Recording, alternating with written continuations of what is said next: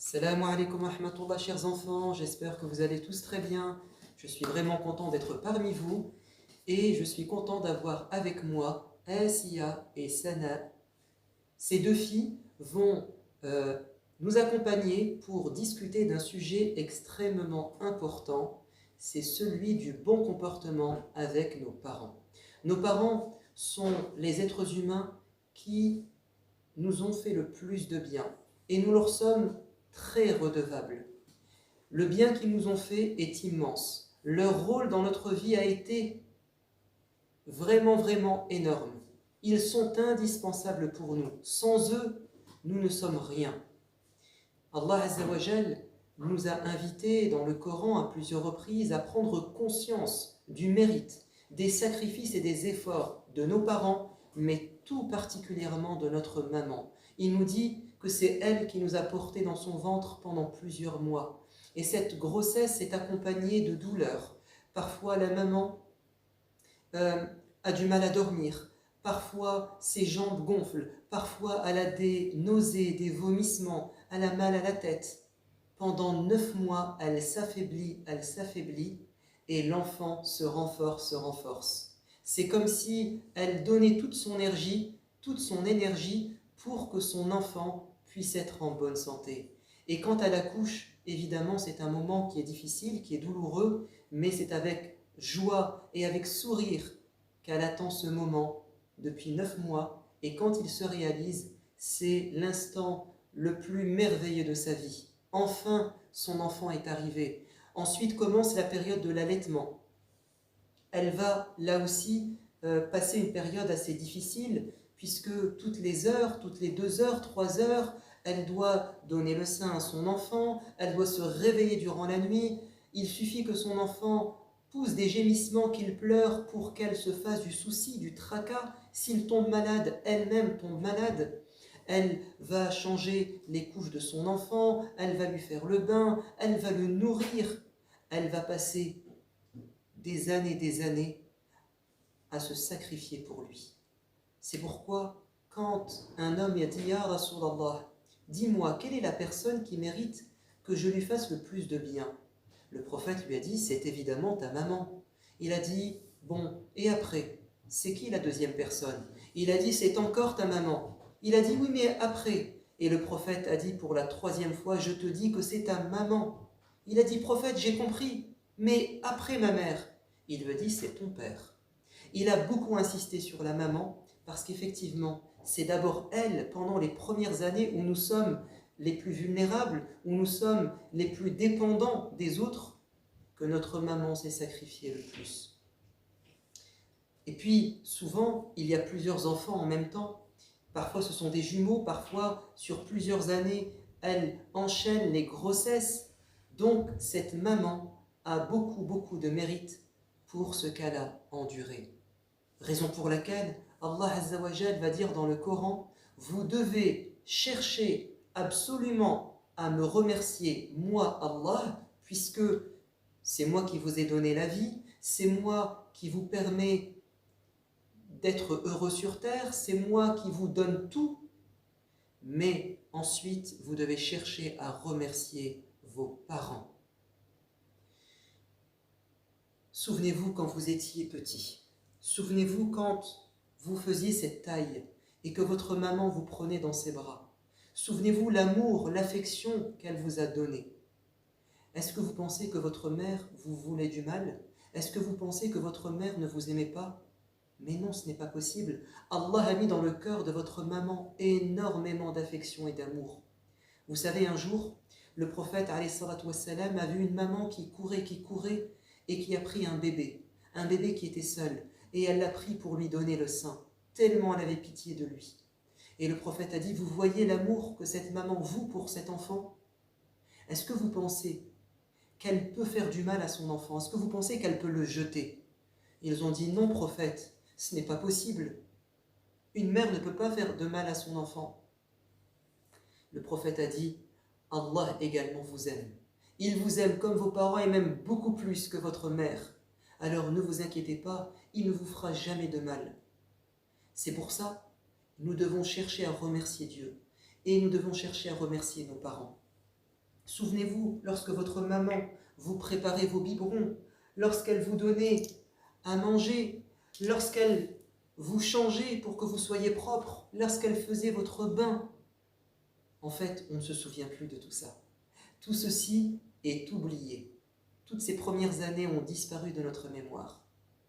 Mais il est bon que des gens vous le rappellent, afin que vous embrassiez votre maman, que vous lui fassiez un câlin, ou que vous lui fassiez des invocations. Comme Allah nous l'a dit dans le Coran, on doit dire souvent « Rabbi irhamhuma kama rabbayani saghira » Ya Allah, sois bon, sois miséricordieux, sois clément avec eux, avec mes parents. Car ils l'ont été avec moi quand j'étais bébé, quand j'étais plus jeune. Et Allah nous dit également, vous ne devez pas faire de mal à vos parents. Et vous savez, on peut leur faire du mal de deux manières. Par notre langue, en les insultant, parce que certains enfants disent des gros mots, disent des injures, en hurlant, en haussant la voix, parfois en soufflant.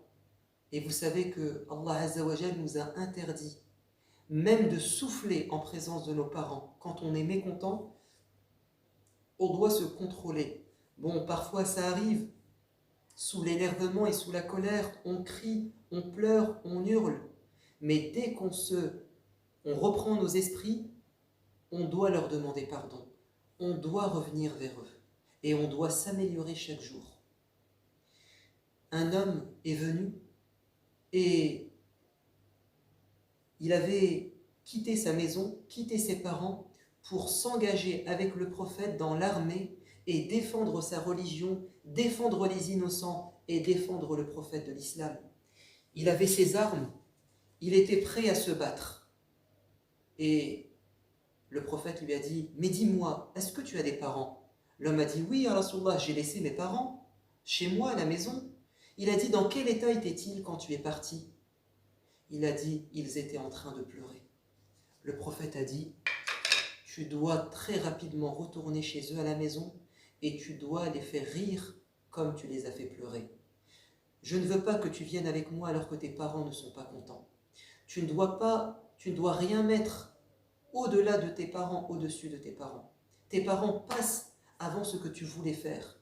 Ton premier projet, c'est de gagner le cœur de tes parents, car le paradis est à leurs pieds. » Et l'homme a compris le message et il est reparti chez ses parents, il leur a demandé pardon et il s'est bien occupé d'eux. Je vous pose une dernière question. Qu'est-ce qui est le pire selon vous? Faire du mal à ses parents? Insulter ses parents?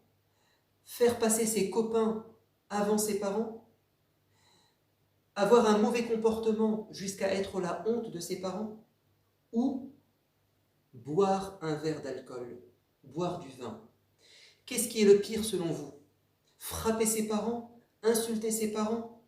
Faire la honte à ses parents? Ne pas obéir à ses parents? Ou manger du cochon? Je sais que certains pensent que c'est manger du cochon et boire de l'alcool qui est pire. Mais vous vous trompez. Les gens ont dit « Ya Rasulallah, quels sont les pires péchés ?»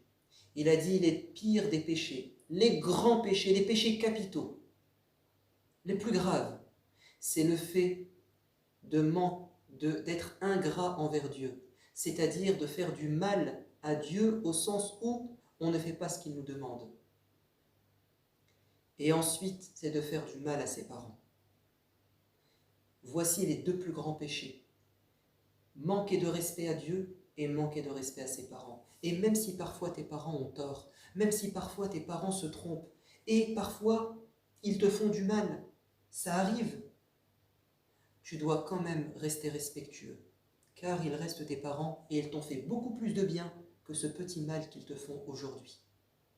C'est pourquoi Ibrahim, dans le Coran, même si son père lui faisait du mal, son père adorait des statues, son père l'insultait, il lui criait dessus, il voulait même le frapper, lui jeter des pierres, Ibrahim a gardé un comportement exemplaire. Et il a dit, je demanderai à Dieu de te guider, je demanderai à Dieu qu'il te change, parce que tu restes mon père et je te veux du bien et je t'aime.